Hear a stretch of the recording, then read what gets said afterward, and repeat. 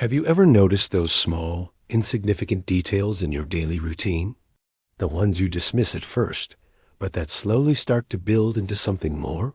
For me, it started with the elevator in my apartment building. An old, slightly creaky metal box that I've ridden thousands of times without a second thought. Until the notes started appearing. The first one was simple, taped to the mirrored wall right at eye level. It was a small piece of torn notebook paper, and written in neat, almost calligraphic handwriting were the words, "She smiled today." I remember reading it, shrugging, and assuming it was a sweet, albeit public, message from one resident to another. A little romantic gesture. I peeled it off and tossed it in a lobby trash can on my way out. The next morning, another note was there. Same paper, same handwriting. He forgot his keys again. This one was a bit more specific. I thought of Mr. Henderson on the 3rd floor, always patting his pockets in a panic. Still, it was just a strange coincidence. I took it down, just like the first one, and went about my day. But the notes kept coming. Every single morning, a new one was waiting. They ordered pizza for the 3rd time this week. The dog in 5B hates the rain. They were observations, mundane and trivial, about the residents of my building. Things you could only know by watching. Constantly. My initial amusement curdled into a quiet unease. Who was writing these? And more importantly, how were they seeing all this? The building has 12 floors. The writer, whoever they were, seemed to have an omniscient view of us all. I started watching my neighbors more closely, wondering if one of them was the silent observer. Was it the quiet woman on the top floor, who rarely made eye contact? Or the friendly doorman who saw everyone come and go? Each person became a suspect in my mind. The notes grew more personal. She cried herself to sleep last night. I read that one with a jolt, my hand freezing on my briefcase. My girlfriend and I had a terrible fight the night before.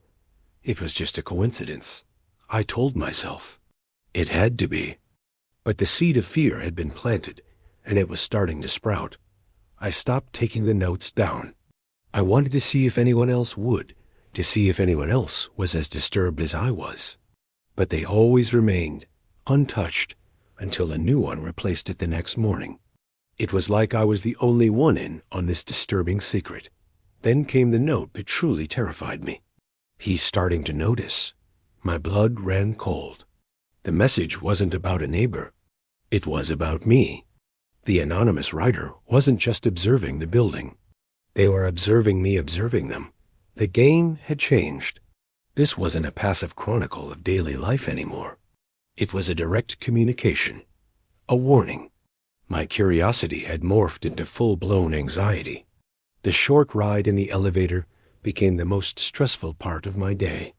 I'd hold my breath, my eyes fixed on the spot where the notes always appeared, praying it would be empty. It never was. I started taking the stairs. All 12 flights. It was exhausting, but it was better than the suffocating dread of that metal box. I felt like a prisoner in my own home, constantly looking over my shoulder, checking the peephole before opening my door. I felt watched, judged, and utterly powerless. For about a week, the stairs were my sanctuary. I avoided the elevator completely. The relief was immense, but a nagging part of me, the part that got me into this mess, needed to know. Was the writer still leaving notes? Were they about me? Were they wondering where I'd gone? After a week of climbing, drenched in sweat and paranoia, I gave in. I told myself it was just one ride. What could happen? I stepped into the elevator, the doors sliding shut with a familiar, ominous groan. And there it was, a single piece of paper, taped in the usual spot. My heart hammered against my ribs. I inched closer, my hands trembling as I read the neat, familiar script. It said, "I missed you."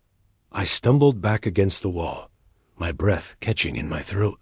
This was no longer just observation. This was personal. This was possession. The writer wasn't just watching. They were invested. They had formed some kind of one-sided relationship with me through these cryptic messages. I frantically pressed the button for my floor, the short journey feeling like an eternity.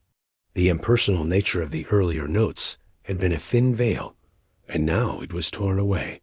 This person, this ghost in the machine, had feelings, and they were directed at me. From that day on, I couldn't escape. Taking the stairs felt like hiding, and hiding only seemed to provoke the writer. The next note read, "Don't be a stranger." It felt like a threat. I was trapped. So I went back to my routine, riding the elevator every morning, reading the daily dispatch from my personal stalker. The notes became a mix of observations about others and direct messages to me. "You look tired. I liked your blue tie yesterday. Did you enjoy your walk in the park?" Every detail of my life was being cataloged. I felt stripped bare. I tried to change my routines to be unpredictable. I left for work at different times, took different routes, ate at different restaurants. It didn't matter. The notes would reflect it. An early start today? New coffee shop? The writer was always one step ahead. Their surveillance wasn't limited to the building. It was everywhere. How? How was this possible? I considered going to the police, but what would I say? That someone is leaving harmless observational notes in an elevator? They'd think I was crazy. I had no proof of any crime, just a creeping dread that was slowly consuming my sanity. I felt utterly alone, isolated in a world where one person knew everything about me, and I knew nothing about them. The building, once my home, now felt like a cage. The other residents, once my neighbors, were now just characters in the writer's daily story, their lives fodder for the morning note. And I was the main character, the reluctant protagonist. My life was no longer my own. It was a narrative being written by an unseen author, and I was just living out the script. This went on for months. The constant, low-grade fear became my new normal. I'd wake up, my stomach in knots, and force myself into the elevator to receive my daily report. It was a ritual of dread. I stopped feeling angry or scared. I just felt resigned, numb. The writer had won. They had successfully infiltrated every corner of my mind. And then, one morning, everything changed. I got in the elevator, steeling myself for the usual. But the note was different. The handwriting was the same, neat and precise, but the message wasn't an observation.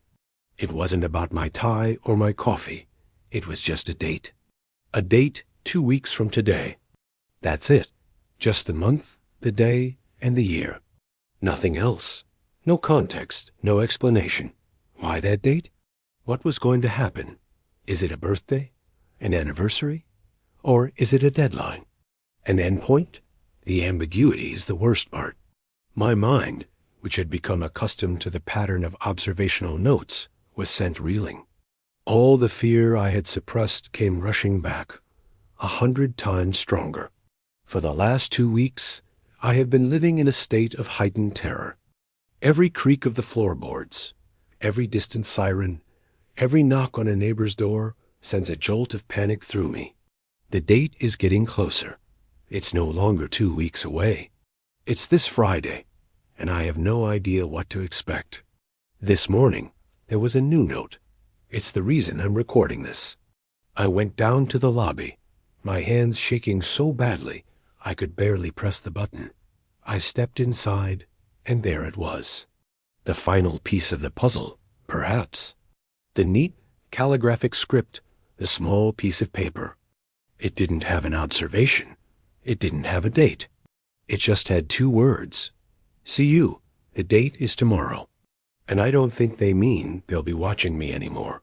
I think they mean we're finally going to meet. I don't know who they are, or what they want, but after all this time, I think I'm about to find out. I've locked my door. I've wedged a chair under the handle. But I know it's useless. They've been able to see everything else. They'll be able to get in. If you're watching this, if you find this recording, check the elevator. Maybe they'll leave a note about me. Maybe it will say, He shouldn't have taken the stairs.